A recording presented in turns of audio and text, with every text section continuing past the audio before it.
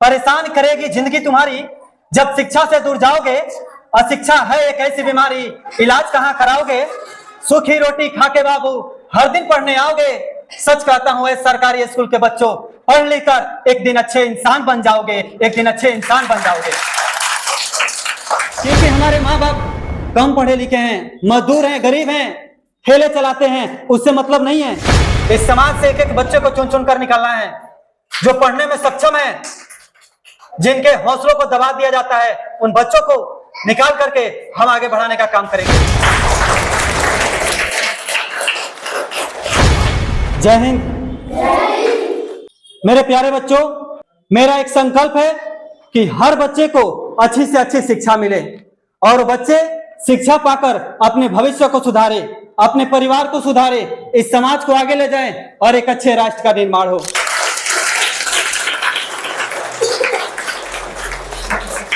किसी भी गली मोहल्ले में हर दिन आपके जैसा कोई ना कोई बच्चा सड़कों पर भटकते हुए मिलता है, घूमते हुए मिलता है, बोतलों को चूमते हुए मिलता है।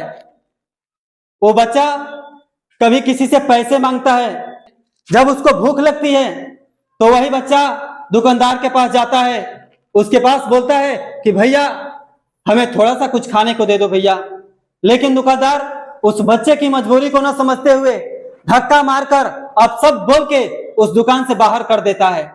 लेकिन अगर हम सबको ये मौका मिला है तो हमें इस मौका का फायदा जरूर उठाना चाहिए।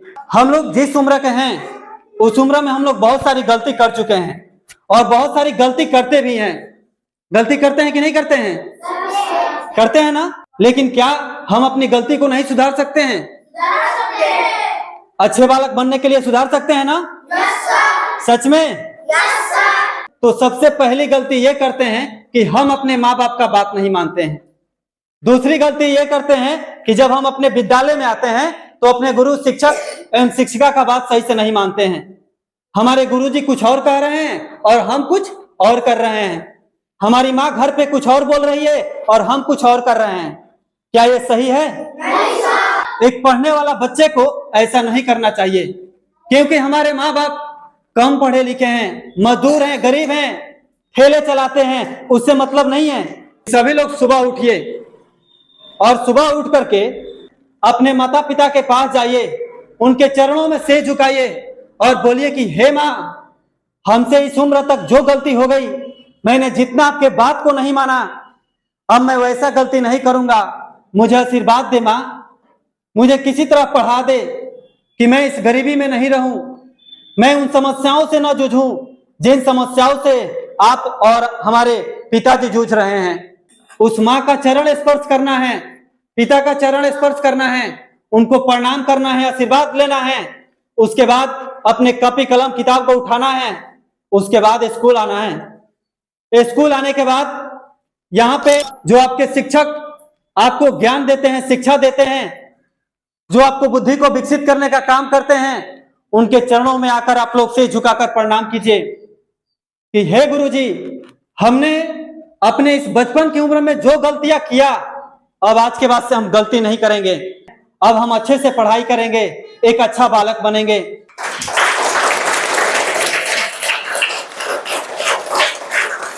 आप लोग अपने गुरुजी से इतना बोल के वो आशीर्वाद लीजिएगा और जब क्लास के अंदर बैठ करके अच्छे से पढ़ाई कीजिएगा तो आपका एक और कर्तव्य बनता है। हमें यह समझना है कि क्या वो अपने लिए पढ़ाते हैं या हमारे लिए पढ़ाते हैं? हमारे लिए पढ़ाते हैं ना। एक अच्छे बालक बनने के लिए जब आप क्लास के अंदर बैठते हैं ना, तो आप अपने आसपास के बच्चों को शांत कराएं, ये आपका कर्तव्य बनता है। क्योंकि एक अच्छा बालक जब अपने आसपास के बच्चों को शांत कराता है तो पूरा क्लास शांत वातावरण में रहता है। शिक्षक अच्छे से पढ़ाते हैं और जो शिक्षक आपको समझाते हैं, पढ़ाते हैं, वो आपके मानसिकता में अच्छे से प्रवेश करता है, आप उसको अच्छे से सीखते हैं। अपने स्कूल का भी ध्यान रखें कि हमें स्कूल में कचरा नहीं फैलाना है। बच्चे आते हैं, कॉपी के पेज को फाड़ कर उसमें फेंक देते हैं, जिससे हमारा क्लास का वातावरण काफी खराब हो जाता है। उसी तरह से हमें यह भी ध्यान रखना है कि हमें अपने क्लास को गंदा नहीं करना है। जो अच्छा बालक होता है वो बालक अपने शरीर की भी सफाई अच्छे से करता है, अपने कपड़ों की सफाई भी अच्छे से करता है, समय से जो नाखून बढ़ जाता है उसको काटने का काम करता है, अपना समय से बाल भी कटवाने का काम करता है। हर सुबह खाने से पहले फ्रेश होकर शौचालय के बाद अपने दांतों की सफाई करना पड़ता है।